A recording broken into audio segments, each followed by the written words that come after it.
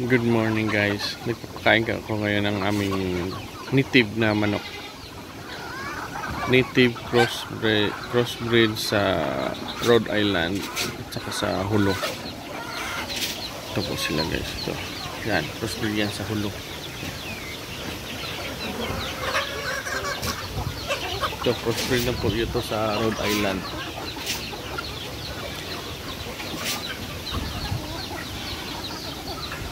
Sumasabay yung manok o yung kambing sa manok pagkain. Hihingi pa sila ng pagkain guys. Yung kambing. Ito yung kambing natin guys. Si Digong.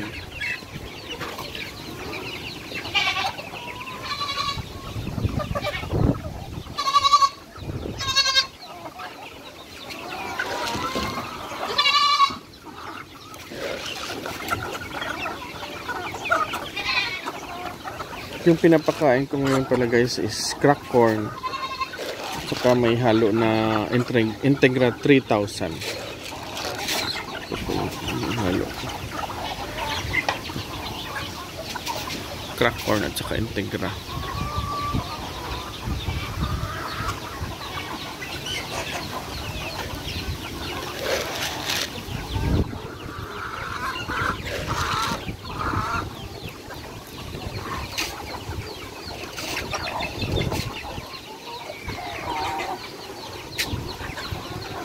Ito si Junmar na humihingi. Humihingi ng feeds. Wala na, ubos na Junmar.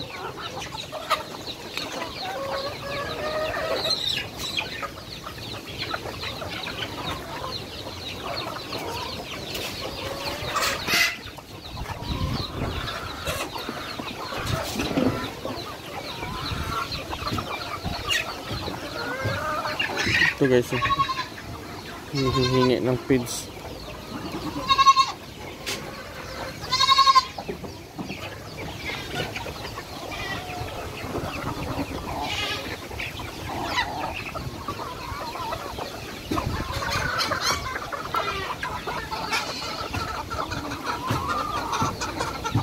Ito po yung Rhode Island ko guys na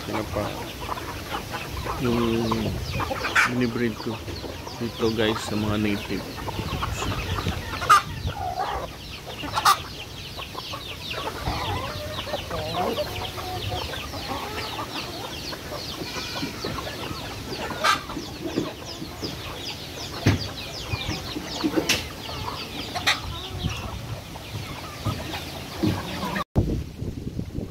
Ito naman guys ang pinapakain namin yan sa kambing namin guys.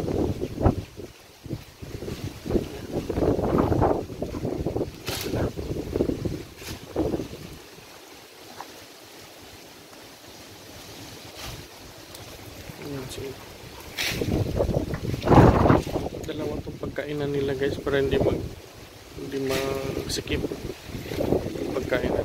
Yan yung Junmar pagkain.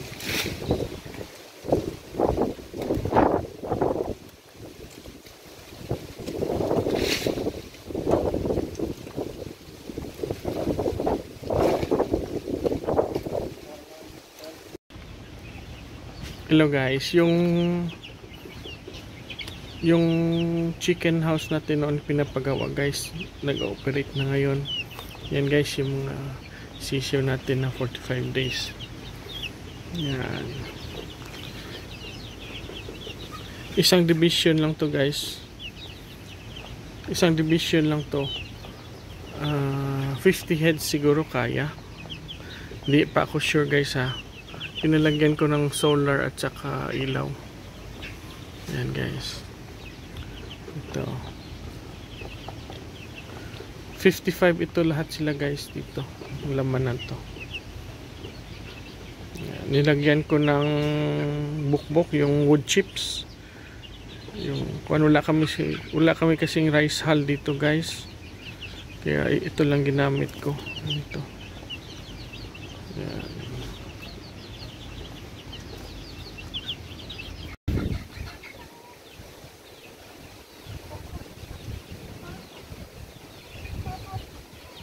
Ito guys, naghihintay sila ng pagkain nila ngayon.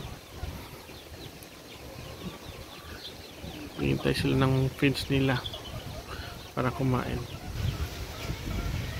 Yan guys, si Sarah. Laki na yun yan, buntis na yan. Ito si Dapol. Buntis na rin yan. Itong dalawa guys, anak to ni ate.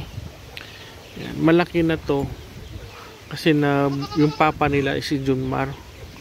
Tingnan nyo yung size nila, kasing tangkad na sila ng mama nila, pero mga 4 months lang siguro to sila, 5 months. Bata pa to guys. Mas maganda talaga pag upgraded yung kambing natin kaysa native, kasi tulad ng ganyan nito, mahigit ito 1 taon pero maliit. Lugi ka sa time sa pagpakain sa kanila, hindi kagaya ng upgraded, mas mabilis lumaki. Tsaka yung gusto ko guys is upgraded lang, kasi mahal naman yung full blood, yung purebred, mahal. Tapos yung target ko naman na market is meat type, pang meat lang sa akin. Kaya sa susunod mag-invest naman ako ng boar ko na na back kong bower, gusto ko na back sa susunod para lalaki na yung katawan.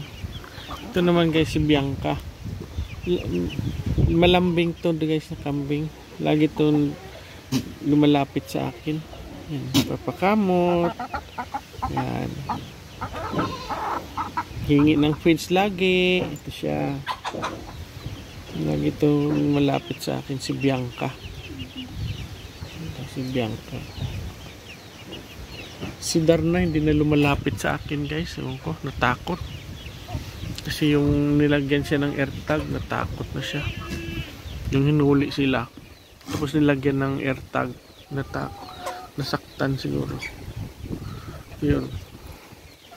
Yan yung tubig nila, dapat may tubig sila lagi. Lagi ko yan sine-check every 30 minutes or every hour pag umaga. Pag nandito lang ako sa goat farm, lagi ko yan sine-check. Dapat mayroon malinis na tubig, malinis at masapat na tubig. Diyan.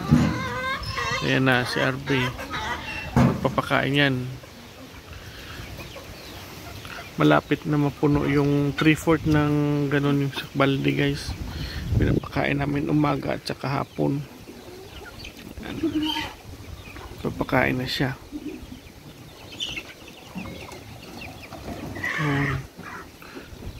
Dapat marami kang pagkainan kasi marami na sila, para hindi sila masikip, hindi mag-aaway-away. Si Junmar ngayon guys is pumayat kasi maraming babae nagpapahit sa kanya dito. Yun.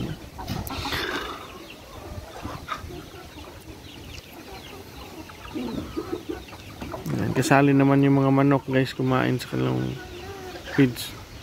Yan.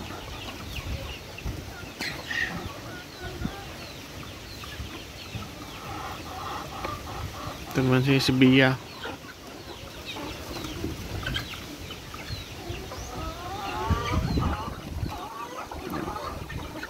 Yan si Maldita yung dumaan. Ito guys, si Maldita ito.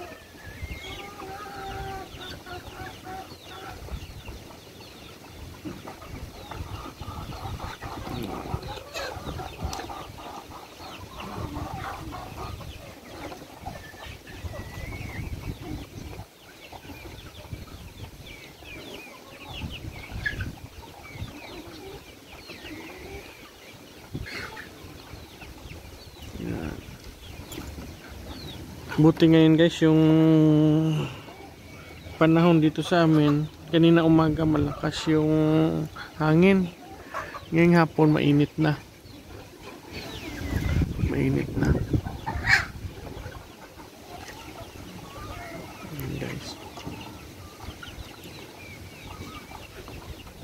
Yun guys, so si Migs, malaki na si Migs. Anak yan siya ni Bea. Yung papa niya si Junmar. Ito siya. Mas matangkad pa siya ngayon guys kay ni Digong. Kasi si Digong bower. Pero si Digong kahit pandak siya, pero malapad naman yung katawan. Hindi kagaya ni Migs, kahit matangkad siya, pero manipis yung katawan. Yan ang advantage ng bower, malapad yung katawan. Kung sa kung pa malaman, pang meat type talaga yung bower. Maganda. Kaya sa susunod baka gusto ko bumili ng back na bower. Ayan guys. Butangin lang di Arbo? Ha? Sige lang. Okay lang na. Kahit rin lang tao ka na. Para di magutok. Kasi minsan nire-reserve namin isang pagkainan, nire-reserve namin para sa tubig. Tuwing tanghali, walang tao dito. Dapat mayroon sapat sila na pundo na tubig. Kasi minsan napakainit yung panahon. Yung kambing, umiinom talaga yan. Mayroon akong kaibigan na nagsabi na yung kambing daw hindi umiinom ng tubig. Hindi. Yung kambing umiinom ng tubig. Ayan. Yan na guys. Yan, ito guys yung hulog ko guys galing Iloilo. Ayan, ito siya. Hulog ko yan. Thanks for watching guys. Please like and subscribe. Bye bye.